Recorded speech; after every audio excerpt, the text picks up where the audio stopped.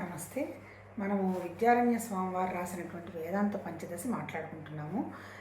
ఆ మహానుభావుడు ఎంతసేపటికి చెప్పుకున్నాం కదా, 3 విషయాలు మాట్లాడారు. సత్యం, జ్ఞానం, అనంతం బ్రహ్మ అనేటువంటి ఆ మహావాక్యాలు ఉన్నాయి కదా. సత్ ఇట్లయిందో ఆయన మాట్లాడింది ఏంటి? సత్, చిత్, ఆనందం. సత్ అంటే ఏంటి? పరమాత్మ తత్వం అంతా ఉండడం. రెండోది ఏంటి? చిత్ అంటే జ్ఞానానికి తెలియడం. మూడేంటి? ఈ రెండు ఒకటి అనేటువంటి విషయం గ్రహిస్తే వచ్చేది ఆనందం. ఈ మొట్టమొదటి దాని టాపిక్ పేరు ఏం పెట్టాడు ఆయన? వివేక పంచకం అని పెట్టాడు. అంటే ఏంటి? నీ వివేకంతో విషయాన్ని గ్రహించు. ఫస్ట్ ఏంటి? పంచభూతాలు ఉన్నాయి, అదంతా కూడా సృష్టి వ్యక్తమైనట్టు కనపడుతున్నట్టు ఉన్నది. రెండోదేమో కోశాలు, అది మన జీవ సృష్టి. మూడోదేమో ద్వైతము, అంటే ఎవరు సృష్టి చేశారు ఏంటి? ఎక్కడెక్కడో ఏదో సృష్టి జరిగిందంటున్నారు కానీ సృష్టి ఏం జరగలేదు, జస్ట్ వ్యక్తమైంది. చివరిదొచ్చేమో ద్వైత చివరిదొచ్చి మహావాక్య వివేకం. ఉన్నదంతా ఒకటే, ప్రజ్ఞానం బ్రహ్మ, తర్వాత తత్వమసి, ఆ తర్వాత అహం బ్రహ్మాస్మి, అయమాత్మ బ్రహ్మ. అంటే ఏంటి? ఆ ఉన్నది ఒకటే జ్ఞానం, ఉన్నది ఒకటే ఆత్మ, పరమాత్మ, what ever it may be అని చెప్తూ, ఇది గ్రహించాలంటే నీ వివేకాన్ని ఉపయోగించి నీ జ్ఞానంతో దీన్ని గ్రహించు అని 2వ చాప్టర్ చెప్పారు. దానికి ఏం పెట్టాడు? జ్ఞానదీపం అని పెట్టారు. దానికేంటి? చిత్రదీప ప్రకరణం, తృప్తిదీప ప్రకరణం, కూటస్థ దీపం, ఆ తర్వాత నాటక దీపం, తర్వాత ధ్యాన దీపం అన్నాడు. అంటే అల్టిమేట్ ఈ 5 చెప్పింది ఏంటి? ఈ ప్రపంచం అంతా ఏం లేదు, 199 అన్నీ కూడా విశేషాలే. సామాన్యం అనేది ఒకటే పరమాత్మ తత్వం. ఈ విశేషాలే సత్యం అనుకుంటున్నారు. కానీ కూటస్థ దీపం లాంటి దీపం ఒకటే ఉంది. అందుకని ఆ దీప కాంతి అంతా పడుతుందనేటువంటి విషయాన్ని గ్రహించి, సో నీకు కనపడుతున్నదంతా కూడా నాటకం, ఇంతకంటే ఏం లేదు. ఈ నాటకాన్ని నాటకంగా చూస్తూ తర్వాత ఉన్నదంతా ఒకటేను, అది నేనేననేటువంటి విషయాన్ని గ్రహించు అని జ్ఞానదీపం చెప్తూ, ఇప్పుడు 3వది ఆనందదీప పంచకంలో ఉన్నాం. ఆనందదీప ప్రకరణలో ఏం చెప్పారు? మొన్న బ్రహ్మానందం మాట్లాడేసుకున్నాం. నిన్నటి నుంచి ఆత్మానందం మొదలు పెట్టుకున్నాము. బ్రహ్మానందం అంటే ఏంటి? నువ్వే పరమాత్మతత్వం అనేటువంటి విషయం వస్తే అన్నీ పోతాయి అన్నట్టు చెప్పారు. అల్టిమేట్ ఏంటి? ఈ మూడిట్లో చెప్పింది కూడా ఒకటే. ఏంటి? ఉన్నది ఒకటే తత్వం, ఇంతకంటే లేదు. ఆ మిగిలిందంతా ఏంటి? ఈ జీవుడు అంటే ఎవరు? అంటే ఏంటి? ఈ చిన్న మనసు ఇవన్నీ ఊహించుకొని, తగిలించుకొని, మోహం పెట్టుకొని ఇదే సత్యం అనుకుంటూ బాధపడుతుంది, సంతోషపడుతుంది అన్న విషయంగా చెప్పారు. ఇంతసేపు ఆ చెప్పదలుచుకున్న మహానుభావులు ఏంటి? వాళ్ళకి తెలిసిందేంటి? పంచభూతాలు వాళ్ళకంటే కనపడ్డాయి, అంతే కదా. భూమి కనపడుతుంది, నీళ్లు కనపడుతున్నాయి, అగ్ని కనపడుతుంది, ఆకాశం కనపడుతుంది, వాయువు కనపడుతుంది. ఆ తర్వాత ఏంటి? మన మనస్సు కనపడుతోంది. అంటే ఏంటి? మన మనసు ఏంటి? మనసు కాసేపు సంతోషంగా ఉంటుంది, కాసేపు దుఃఖంగా ఉంటుంది, కాసేపు మంచివాళ్ళు ఉంటుంది, కాసేపు చెడ్డవాళ్ళు ఉంటుంది, వీళ్ళు లేనిదే బతకలేనని కాసేపు ఉంటుంది, కొన్నాళ్ళైన తర్వాత అసలు వీళ్ళు నాకు అవసరమే లేదంటుంది. ఈ నాటకాలని వేస్తున్నటువంటి మనస్సుని ఆ మహానుభావులు అర్థం చేసుకోవటం కోసం ఈ పంచభూతాలని మన మనసు, బుద్ధి, చిత్తం, అహంకారానికి అన్నిటికీ లింక్ చేసి వాళ్ళు పాపం ఎంతో పరిశోధనలు చేసి మనకేం అందించారంటే, మీరు అనవసరంగా టెన్షన్ పడకండి, ఇక్కడ టెన్షన్ పడేంత విషయం ఈ భూమి మీద ఏమీ లేదు, జస్ట్ ఇది టెంపరీ అనేటువంటి విషయాన్ని మీరు గ్రహించగలిగితే ఉండేదంత ఆనందం అని వాళ్ళు పాపం చాలా ప్రయత్నం చేసి చెప్పదలుచుకున్నారు. ఎక్కడ చెప్పినా, ఎప్పుడు చెప్పినా, ఎవరు చెప్పినా ఇంతకంటే ఏం లేదు. కాకపోతే వాళ్ళే దీన్నే ఏమంటారు? ఈ ఆధ్యాత్మిక సంబంధించిన శాస్త్రాన్ని ఇది మన శాస్త్రం, అంతే కదా, ఇది మన కథ. అందుకనేంటి? ఎన్నిసార్లు మన కథ విన్నా మనకి బోరు కొట్టదు. అదే పక్క వాళ్ళ కథ అయితే మనకు పిచ్చ బోరు కొడుతుంది. అంటే ఇది మన కథ కదా. అందుకని ఎప్పుడన్నా ఎవరినన్నా అడగండి, ఆధ్యాత్మిక విషయానికి సంబంధించిన వాళ్ళు ఎన్నిసార్లు విన్నా, ఎన్నిసార్లు చదివినా మళ్ళీ వినాలనిపిస్తుందే తప్ప అది విసుగనిపించదు. యాక్చువల్గా ఇది పొద్దున 1.5 hour ఈ టాపిక్ విన్నాను, చూశాను. అయినా సరే మళ్ళీ ఇంకా సంతృప్తి లేదు, ఇంకొంచెం విన్నా బాగుండేమో అని అనిపించటమే జరుగుతుందన్నమాట. అంటే ఏంటి? చెప్పినది పాతదే, కానీ కొత్తగా వాళ్ళు చెప్పడం జరుగుతుంది. సో ఈరోజు నిన్నేం చెప్పారు ఆయన? ఆత్మానందంలో అన్నీ నువ్వే, అంటే నీ కోసమే నువ్వు ప్రేమిస్తున్నావు, నువ్వు తప్ప ఇంకొకటి లేదు అని యాజ్ఞవల్క్యుడు, ఆమె ఎవరు, మైత్రేయికి చెప్తాడు. అంటే ఏంటి? ఈ ప్రపంచం ఉన్నది నువ్వు వాడుకోవటానికి, అంతే తప్ప నువ్వు ప్రపంచానికి ఏం పెద్ద ఉపయోగిస్తున్నది ఏమీ లేదు అన్నట్టు నిన్న చెప్పారు. ఈరోజు కంటిన్యూషన్ ఏం చెప్పారు? 100కి 100% స్వార్థమే. అంటే ఏంటి? 1% కూడా స్వార్థం లేని వ్యవహారం ఏమీ లేదు. ఎవరు చేసినా అంటే ఇంకా ఎంత దూరం వెళ్ళి చెప్పాడంటే ఈవెన్ ఇప్పుడు సోకాళ్ళు ఇప్పుడు ఫిలాసఫీ, ఇప్పుడు మనం తత్వం మాట్లాడుతున్నాం, తత్వానికి సంబంధించిన విషయాలు చెప్పేవాళ్ళు రాసేవాళ్ళు ఉన్నారు కదా, అంటే అటువంటి వాళ్ళు కూడా వాళ్ళ స్వార్థం కోసమే చేస్తారు. అంటే ఏంటి, ప్రపంచం మొత్తం కూడా స్వామి సేవకుడు సిద్ధాంతం మీదనే నడుస్తోంది. ఎక్కడైనా సరే స్వార్థం లేని విషయమే లేదు, ప్రతిదీ స్వార్థమే, వాళ్ళ స్వార్థం కోసమే ప్రేమిస్తారు చేస్తారు అంటాడు. మళ్ళీ ఈ ప్రేమలో ఏంటి 3 రకాల ప్రేమ అంటాడు. ఫస్ట్ ప్రేమ వచ్చేంటి, నేను నా భర్త నా పిల్లలు నాకు సంబంధించిన వ్యవహారం అంతా వచ్చి దాన్ని రాగం అంటాడు.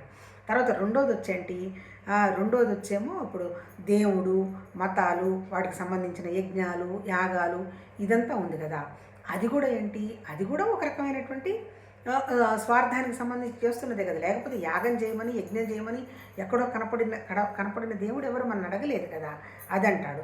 తర్వాత మూడోది వచ్చేయమంటాడు భక్తి, అవన్నీ వస్తాడు. భక్తి అంటే ఇప్పుడు మా గురువు గారి మీద చాలా భక్తి, అమ్మో అసలు సరెండర్ అవ్వాలి ఇవన్నీ అంటుంటారు కదా, ఇది కూడా స్వార్థమే అంటాడు. అంటే ఏంటి, స్వార్థం లేని వ్యవహారం అనేది ఈ 199 మందిలో ఎక్కడా లేదు. అంటే ఏంటి, ఆయన చెప్పదలుచుకుంది ఏంటి, ఇక్కడ 2 ఉన్నాయి, ఒకటేంటి నేను, 2 నాది. ఈ నాది అనేది స్వార్థమే. మరి నేను సంగతి ఏంటి అంటే నేను కూడా స్వార్థమే, కాకపోతే ఏంది ఇది సెల్ఫ్లెస్ స్వార్థం అవుతుంది. ఇప్పుడు నేను నా మోక్షము నా దేవుడు నేను కనుక్కోవడం ఈ ప్రయత్నం చేస్తున్నామనుకో, అది కూడా స్వార్థమే. అంటే స్వార్థం అంటే ఏంటి, ఇది సెల్ఫ్లెస్ స్వార్థం. ఎట్లా సెల్ఫ్లెస్ స్వార్థం, ఈ కనపడుతున్నటువంటి ప్రపంచం, నా చుట్టుపక్కల ఉన్న మనుషులు, నా పక్కన ఉన్న ఆస్తులు, హంగామా అంతా ఏంటిది, నా రిఫ్లెక్షన్. నేనున్నప్పుడే నాకు ఇవన్నీ కనపడుతున్నాయి, నేనే లేకపోతే ఇవన్నీ కనపడవు కదా. అంటే ఏంటి, ఈ నేను అనేది లోపల ఉన్నది, లోపల ఉన్న నేనేంటి, ఇప్పుడు అన్నీ ప్రతిరోజు ఆల్మోస్ట్ వాళ్ళు చెప్తున్నది ఆయన అదే, లోపల ఉన్నది నేను ప్రత్యేకాత్మ, బయట ఉన్నది ఎవరు, జీవుడు. ఈ జీవుడు అంటే ఎవరు, ఒక విత్తనం చెట్టు అంటాడు. అంటే ఒక విత్తనం అనేది ఒక మనసు అనుకుందాం. అంటే ఏంటి, ఈ సంసారం సాగరాలు ఇవన్నీ ఎక్కడున్నాయి, మనసులోనే ఉన్నాయి. మనసు తీసేస్తే అసలు ఇవన్నీ ఏమీ లేవు. అంటే బయట ఏమీ లేదు, అన్నీ ఉన్నది మన మనసులోనే. ఈ బయట కనపడుతున్న ఈ 99 100కి 100 మన మనసుకు సంబంధించింది. ఆ 100కి 100 ఎలాంటివి, ఒక పెద్ద చెట్టు. అంటే ఏంటి, ఒక చెట్టులాగా వ్యాపించి కూర్చొని ఉంది. ఎక్కడ, ఈ విత్తనం అనమాట.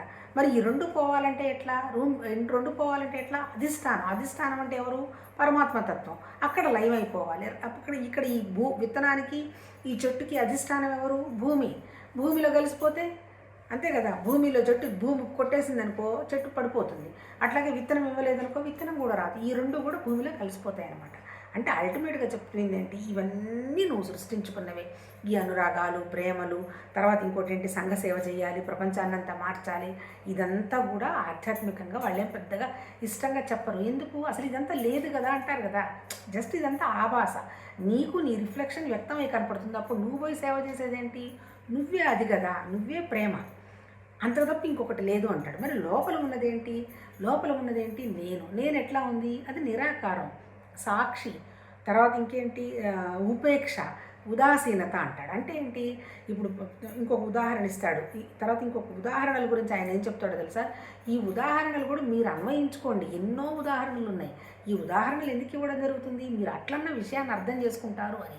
అంటే ఇప్పుడు ఇక్కడ తెలుసుకుంది, ప్రపంచంలో ఉన్న ప్రేమలన్నీ కాన్స్టెంట్గా ఉండవు. అంతేకాని ఈరోజు ఇప్పుడు మనమే వెనక్కి తిరిగి చూసుకోండి, ఒక 40-30 ఏళ్ల నాడు పెద్దవాళ్ళు అయితే అప్పుడు అసలు ఆ మనుషులేంది, నేను బతకలేను అనుకున్న వ్యవహారాలు చాలా ఉంటాయి. ఎవరో అంటే ప్రతి మనుషులో ఉండకుండా ఏముండవు. ఉంటే అప్పుడు ఏమైంది, అప్పుడు వెనక్కి తిరిగి చూసుకుంటే ఇప్పుడు ఏమనిపిస్తుంది, జస్ట్ నవ్వు వస్తుంది. ఎంత దాంట్లో నుంచి తప్పించుకొని బయటపడ్డారా అని అనుకుంటారు. అంటే అర్థం ఏంటి, ఏ ప్రేమ కూడా భౌతికంగా దేని మీద కూడా కాన్స్టెంట్ కాదు. ఆస్తులు చిన్నప్పుడు అనుకో, ఇవి కావాలి అనుకుంటుంది. కొంత వయసు వచ్చిన తర్వాత ఇవన్నీ వేస్ట్, ఇవన్నీ పోతే బాగుండు అని అనిపిస్తుంది. అంటే ఏంటి అంటే ఇవన్నీ చేసుకోలేక మళ్ళీ చెయ్యాలిగా. ఒక వస్తువు ఉంది, చాలా లక్షల వేలో అక్కడ పెట్టుకొని ఉన్నారు.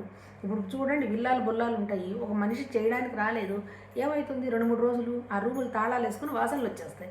అప్పుడు ఏమనిపిస్తుంది, ఇవన్నీ అక్కర్లేదు, ఎంత ప్రశాంతంగా ఏమీ లేకుండా ఉంటే బాగుంటుందో అనేటువంటి స్థితి వస్తుంది.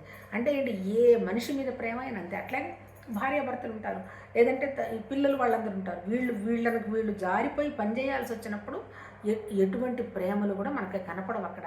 అంటే మనకు అనిపిస్తుంది, ఏంది వీళ్ళు ఇలా ఉన్నారు అనిపిస్తుంది. ఎవరికి వాళ్ళకు వచ్చినప్పుడు వాళ్ళ పరిస్థితి కూడా అంతే. అంటే ఏంటి, జస్ట్ నాటకం అంతే. ఈ నాటకంలో ఏంటి, నన్ను మించి నేనేం ఆలోచన చెయ్యను, నేనంట. నేనంటే ఏంటి, ఎప్పుడైతే కాకపోతే ఏంటంటే నాకు ఈ నేనుకి నాదికి డిఫరెన్స్ తెలిసిందనుకో, ఈ నాది అంతా నాటకం, ఇది జస్ట్ టెంపరరీ అనేటువంటి అవగాహన వస్తుంది. ఎప్పుడైతే ఈ నాది నాటకం టెంపరరీ అని వచ్చిందో మనసు మీద పెద్దగా ముద్రలు పడవు. ఆ మహానుభావులు చెప్పిందంతా ఒకటే, డైరెక్ట్గా నువ్వు పుట్టావు చచ్చిపోతావు అనేటువంటి పదాలు పెద్దగా వాడకుండా ఇదంతా ఒక నాటకం, ఇదంతా ఒక జర్నీ. ఈ జర్నీలో నీ రోల్ ఏంటి, ఎక్కువ నీ ద్వారా ఏం జరుగుతుందో అదంతా కూడా పరమాత్మ తత్వం పని తప్ప ఇక్కడి నుంచి నువ్వు పెద్దగా పట్టుకొని వెళ్ళేది లేదు, తెచ్చేది లేదు, ఈ నాదితో నువ్వు సాధించి కూడా ఏం లేదు అని చెప్తూ చివరికి ఎందుకు ఈ నాదికి ఇంత టెన్షన్ అంటాడంటే ఇన్కంప్లీట్నెస్ అంటాడు. నిజంగా చూడండి, ఉదాహరణ ఇప్పుడు బాగా 23-24 ఏళ్ళు వస్తాయి, బ్రహ్మాండమైన ప్యాకేజ్ వస్తుంది, అంతా బాగుంటుంది, ఇంకా ఎవరిని అయినా నువ్వు పెళ్లి చేసుకోమని ఎవరు ఇంకా సజెస్ట్ చేయడు, కానీ ఇన్కంప్లీట్నెస్. నాకు ఒక వైఫ్ వస్తే నేను సంతృప్తిగా ఉంటానేమో చేసుకున్న తర్వాత ఉండడం జరుగుతుందా, ఎట్లా ఉంటాడు, హ్యాండిల్ చేయాలి కదా. మళ్ళీ తర్వాత ఇంకా పిల్లలు వస్తే నాకు ఇన్కంప్లీట్నెస్ పోతుందేమో, వచ్చేస్తుంది. వచ్చిన తర్వాత ఎంత రగడో మనకు తెలుసుకో, మళ్ళీ ఆ పిల్లలు పెద్దవాళ్ళు అయిందాక అంటే ఏంటి, తర్వాత ఆస్తులు కావాలి, మళ్ళీ డబ్బులు ఎక్కువ సంపాదించడం మొదలు పెడతారు, తర్వాత మళ్ళీ దాన్ని ఎట్లా దాచాలి, ఇన్కమ్ ట్యాక్స్ నుంచి ఎట్లా తప్పించుకోవాలి, మళ్ళీ అదొక టెన్షన్. అంటే ఏంటి, ఏ విషయం అన్నా తీసుకోండి, భౌతికంగా ఒక దాంట్లో నుంచి మనం బయటపడాలని దానికోసం ప్రయత్నం చేస్తాం. ఇన్కంప్లీట్నెస్, సరే ఒక పెళ్ళి పోయింది, మళ్ళీ ఇంకోటి, ఇంకా అక్కడికి పోతే మళ్ళీ ఏదో వస్తుందని మళ్ళీ అక్కడ సేమే ఉంటుంది. ఎప్పుడు ఉండకుండా పోతుంది. ఈ జ్ఞానం మనకి కనుక అందిందనుకో ఎవరైనా ఇంతే ఉంటుంది, పెద్ద దీనికంత స్ట్రగుల్ పడాల్సిన అవసరం లేదు. ఇదంతా ఒక జస్ట్ నాటకం. కొన్నాళ్ళు వాళ్ళు మన ప్రేమగా చూస్తారు, కొన్నాళ్ళు చూడరు. మనం ఎక్కడైతే అవసరం ఉంటుందో అక్కడే మనకి వాల్యూ ఉంటుంది, లేని చోట ఉండదు అనేటువంటి విషయాలు కనుక గ్రహించుకున్నారనుకో ఇది సహజమే కదా అనే పదం వస్తుంది. అందుకే ఎక్కువ కూడా సహజం అనే పదం వాడతారు. సహజం అంటే ఏంది, న్యాచురల్. ఇప్పుడు మనం కోడలైనప్పుడు మనం ఎట్లా ఉన్నాం పరిస్థితి, ఇప్పుడు మనం అత్తగారు అయిన తర్వాత ఒక్కసారి వెనక్కి తిరిగి చూసుకుంటే ఆ ఘర్షణ తెలిసిపోతుంది. అంటే ఎందుకు, ఇదంతా అంతరాలు కదా. ఇప్పుడు పిల్లలు ఎలా ఉంటుంది, వాళ్ళేదో సాధించాలి, వాళ్ళేదో పొందాలి, వాళ్ళేదో కొనుక్కోవాలి, వాళ్ళ ఆస్తులు హంగామా అని ఉంటుంది. ఇక్కడ వీళ్ళ దగ్గర నుంచి అడగడమో లేదా వీళ్ళ దగ్గర నుంచి తీసుకోవడమో అవి కూడా సహజమే. అంటే అది పెద్ద అసహజం కాదు. కాకపోతే ఏం చేస్తాము, మనం వేరు సపరేట్, మన పిల్లలు వేరు, మన వ్యవహారాలు వేరు అనేటువంటి ఆ ఐడెంటిటీ పెద్దగా డెవలప్ ఉంటూ ఉంటాం అన్నమాట. ఇక్కడ ఈ మహానుభావులు చెప్పింది ఏంటంటే, నువ్వు ఏం చేసినా ఆ ఇన్కంప్లీట్నెస్కే వెళ్తావు. ఎప్పటికీ నీకు ఆ ఇన్కంప్లీట్నెస్ ఈ నాదిలో పోయే క్వశ్చనే లేదు. ఎప్పుడు పోతుంది, ఈ నాది వేరు నేను వేరు, ఈ లోపల ఉన్నటువంటి నాది, ఈ నా జ్ఞానం అంతే కదా. ఇప్పుడు అనుభవం వచ్చిందబ్బా, ఈ అనుభవాన్ని చూస్తున్నది ఎవరు, ఇప్పుడు బోలెడు పదార్థాలన్నీ పెట్టుకున్నాము, తినాలని కూర్చున్నాము, తిన్నాము. అంటే ఏంటి, నాది నేను గనక ఒకటే అయ్యున్నట్టయితే ఇప్పుడు నేను అనుభవానికి తెచ్చుకుంటున్నది ఎవరు అంటే, లోపల తెచ్చుకుంటున్నది, అనుభవానికి వస్తున్నది, ఉదాసీనంగా ఉన్నది, సాక్షిగా ఉన్నది, ఈ పదార్థాలన్నింటినీ చూస్తున్నది ఒకటి లోపల ఉన్నది. ఎవరు ఆ లోపల ఉన్నది, నేనంటే నాది కాదు, నాది అంటే ఈ శరీరం. చివరికి ఏమైపోతుంది, ఏది కాదు ఎందులో ఆనందం లేదని చివరికి అన్నీ వదిలేసి చివరికి శరీరాన్ని వదిలేసి, చివరికి ప్రాణాన్ని వదిలేసి, మనసు కూడా కాదు అనుకున్న తర్వాత కూడా ఇంకొకటి ఉంటుంది అంటాడు. ఏంటి, అదే నేను అనేటువంటి నా జ్ఞానం. నేను అనేటువంటి నా జ్ఞానం ఏంటి, అది నిరాకారం. దానికి ఆకారం గీకారం ఏం లేదు కదా. ఈ నిరాకారం ఎక్కడ పోతుంది, ఎక్కడికి పోదు.